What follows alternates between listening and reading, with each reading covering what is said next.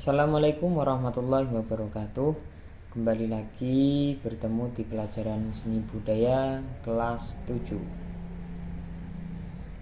Kali ini kita akan membahas materi tentang menerapkan ragam hias pada bahan tekstil. Pertemuan kedua semester 2 kelas 7 SMP Hasanuddin 10 Semarang. Tujuan pembelajaran: 1. Mengidentifikasi teknik penerapan ragam hias pada media tekstil. 2. Mendeskripsikan penerapan ragam hias pada media tekstil. 3. Memprediksikan diri melalui penerapan ragam hias flora, fauna, dan geometris pada media tekstil. Dan yang keempat, mengkomunikasikan hasil karya ragam hias pada media tekstil secara lisan maupun tulisan. A. Penerapan ragam hias pada bahan tekstil. Yang pertama yaitu contohnya adalah sulam. Nah, ini adalah contoh-contoh bahan tekstil yang sudah dimanfaatkan. Terus batik. Nah, batik itu salah satu bahan tekstil. Terus tenunan, bordir, sablon kaos. Terus lukis atau lukisan. Membuat bahan tekstil bisa dengan alat tenun modern ataupun alat tenun tradisional. Nah, ini adalah contoh foto alat tenun tradisional. Nah, ini ibu-ibu lah, rata-rata itu di daerah masih banyak menggunakan tenunan tradisional seperti Papua dan yang lain-lain.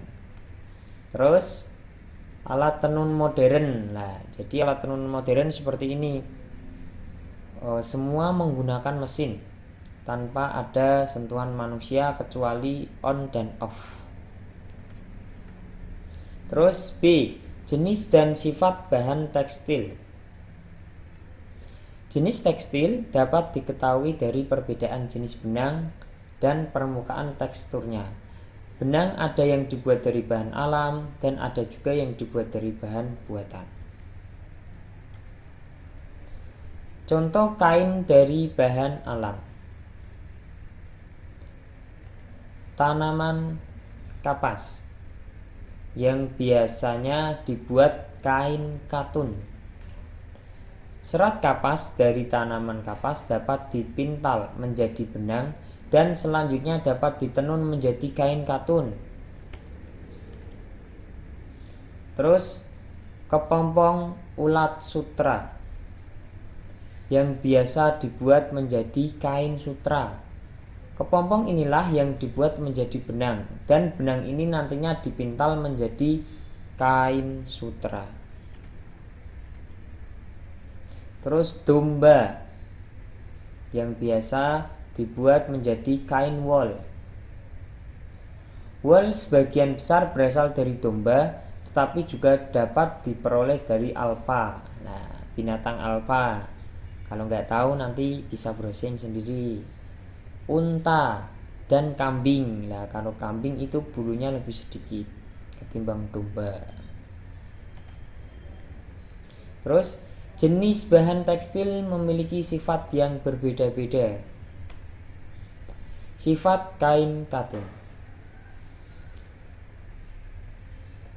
menyerap air, mudah kusut, lentur, dapat disetrika dalam temperatur yang tinggi.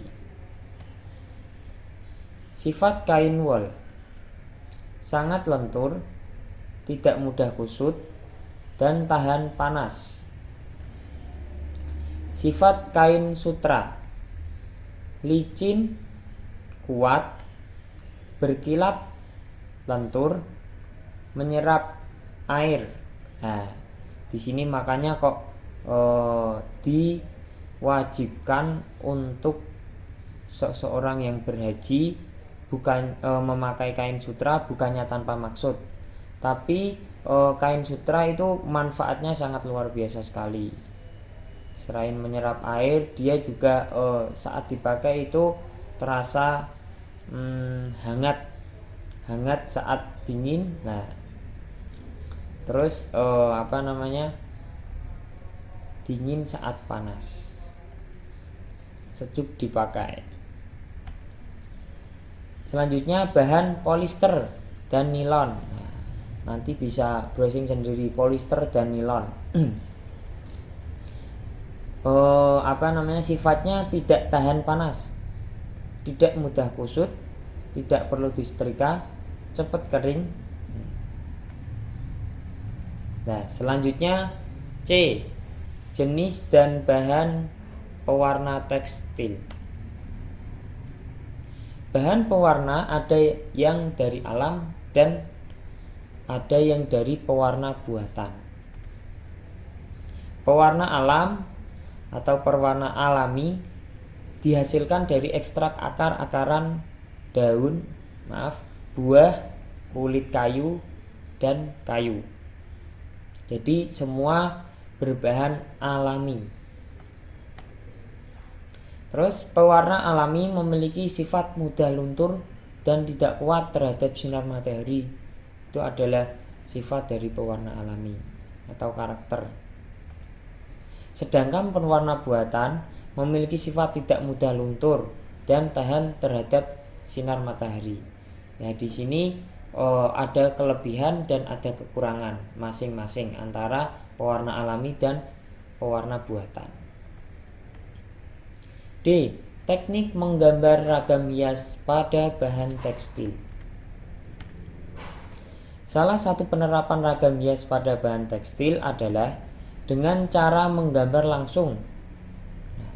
Adapun langkah-langkahnya sebagai berikut.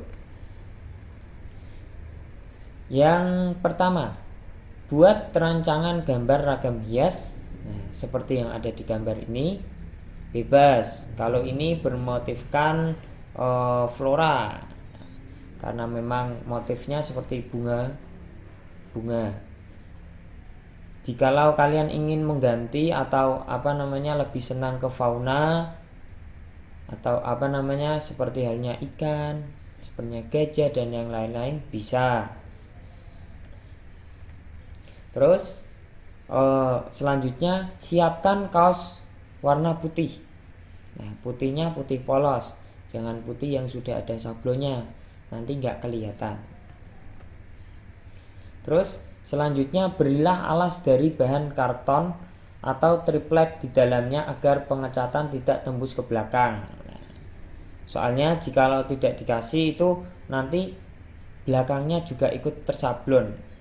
Nah, itu jika berhasil. Kalau tidak, biasanya itu akan membuat bercak noda yang jelek lah. Selanjutnya pindahkan gambar rancangan ragam hias ke permukaan kaos menggunakan pensil. Berilah warna lalu keringkan.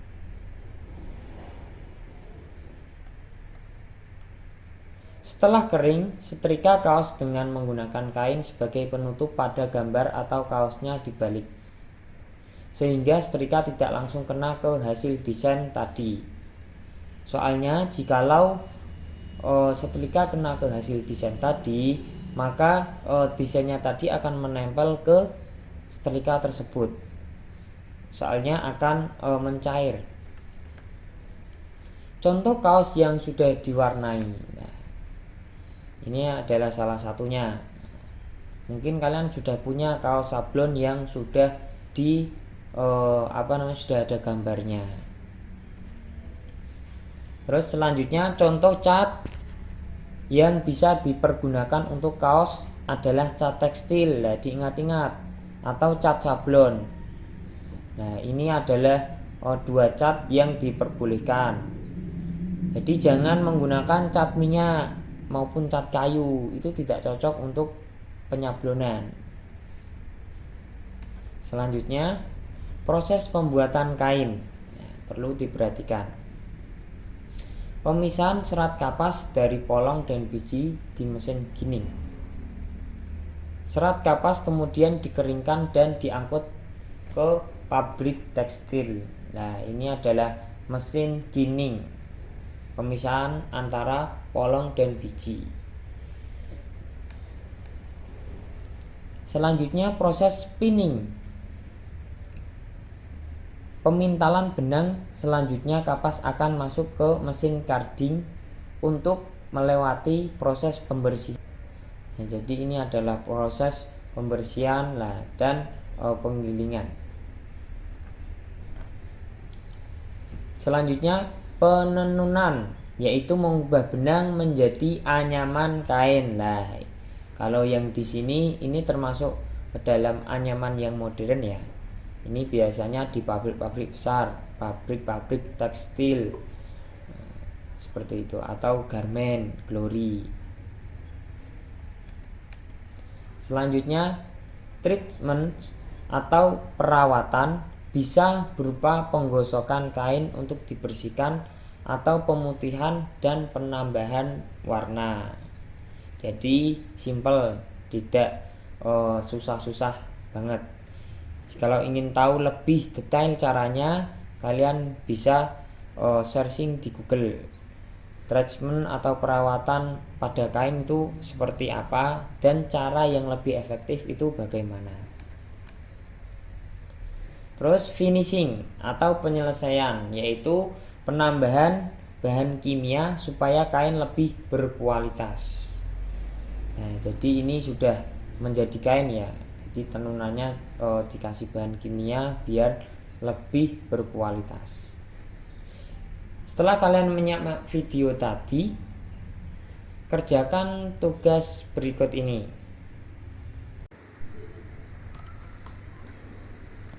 Buatlah rangkuman sesingkat mungkin dari video tadi. Setelah selesai merangkum, difoto hasil rangkuman dan dikirim di WA yang sudah ada di kolom deskripsi. Jadi nanti kalau sudah merangkum, sudah selesai, dikirim di WA yang sudah ada di kolom deskripsi bawah. Oke ya, cukup itu saja. Demikian video kali ini, semoga bermanfaat. Sampai jumpa pada video selanjutnya. Semoga sehat selalu di masa pandemi seperti ini. Assalamualaikum warahmatullahi wabarakatuh.